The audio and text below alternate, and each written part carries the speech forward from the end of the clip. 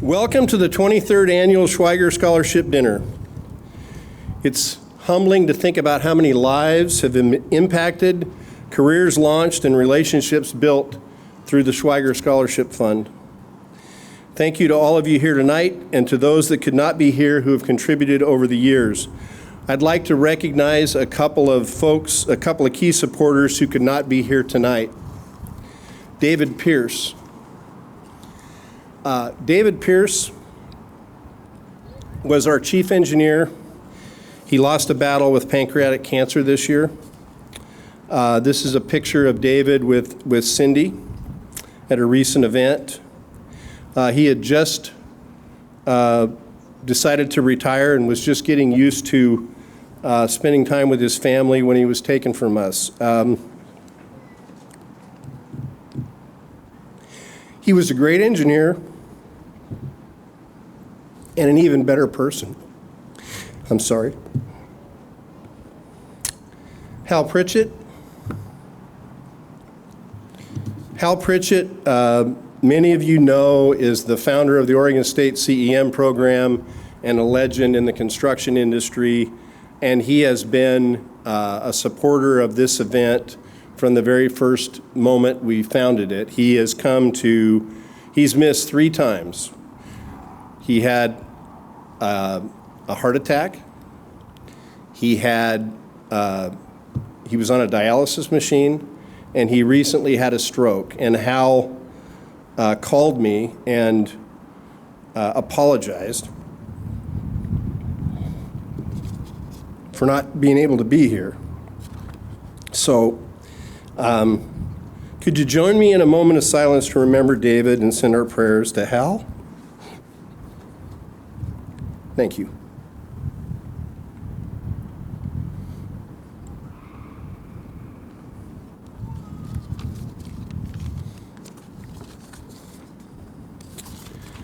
Thank you very much for that. Sorry about that. I'll quit doing that. I want to talk a little bit about our selection committee and the process that we use to pick the scholarship winners. You can see a list of the selection committee members on the screen. If you're trying to develop a list of who's who in the construction industry, you'd have a really tough time getting a more impressive list than our selection committee. There's a really wide variety of backgrounds, opinions, and ideas about what is important in ranking applicants.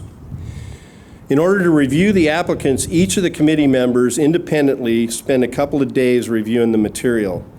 They each provide a ranking of each of this year's 38 applicants that applied and submitted all the material they needed to qualify. The rankings are put into a spreadsheet and the raw numbers are added up, and every single one of our winners this year were picked without any adjustments by just looking at the pure numbers from the selection committee.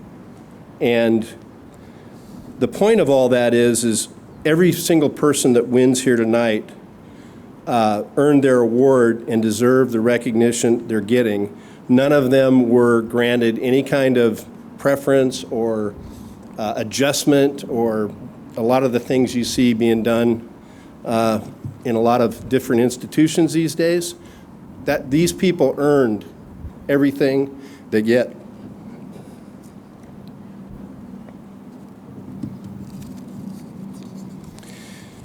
This year's winners are the largest number of scholarships and award amounts in our history.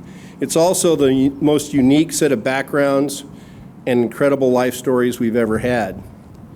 I think every committee member will tell you that there were times when they were incredibly inspired and times that they cried reading these stories. I know you will leave here tonight energized and believing that the future of the construction industry is bright and improving and will be left in good hands. I wish I could say the same thing about our country and our state. I'm an avid follower of state and federal politics, and our current situation is at a critical tipping point. The sheer number of illogical and destructive policies forced on us by our government is mind-boggling. COVID was just the start. If you've driven through Portland today, you saw garbage, graffiti on everything, including our highway traffic signs, a complete breakdown of civilization, people crapping in the streets, rampant drug use, lawlessness, complete lack of support for our police. Oregon ranks second to California in the number of days our school closed due to COVID, causing irreparable damage to our already failing school system. At the same time, government coffers are overflowing with money from COVID relief programs and multiple tax increases. Our federal and state government is obsessed with promoting and subsidizing green energy while punishing and unfairly regulating companies that provide cost-effective energy that works, actually works. Last year, the Oregon legislature strongly considered banning the sale of diesel in Oregon starting in 2025. Look around you, take a really good hard look at all the equipment you see here and on the water, and tell me how in the hell you could ban diesel in 2025 and not destroy our state. But they thought about it, and they were only a couple, 3 votes away from getting it. Is it any wonder that gas, diesel, natural gas prices are spiraling out of control, fueling inflation and threatening our way of life? The railroad tracks that you drove over to get into our facility here has a gas pipeline that runs next to it.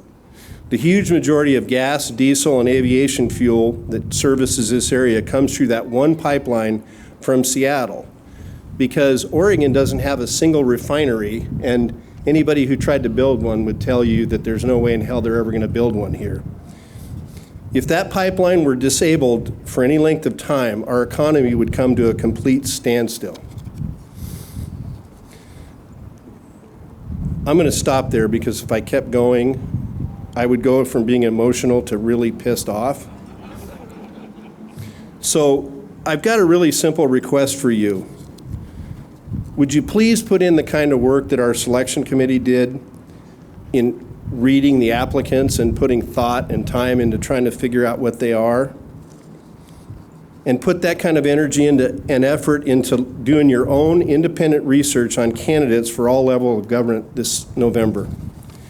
Don't listen to anyone, me included, especially cable news, social media, newspaper, the polls, political parties, or make your decisions based on who has the best ads.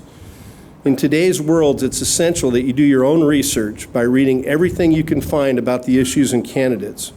After you're satisfied that you've had enough data, then and only then support and vote for candidates that represent your values and ideas about what our state and our country should be doing. I know it sounds simple, but it's not. The days of checking out or turning politics off are over. In the construction industry, we are overloaded with people who are so disgusted by what's going on, they don't want to be engaged, they don't want to be involved in it, and they're not paying attention. We are under threat every day, and it's getting worse. Elections have consequences. If you're not convinced, take a drive through Portland on your way home and take a good hard look and see if that's what you want for our future, or do you want to do something about it?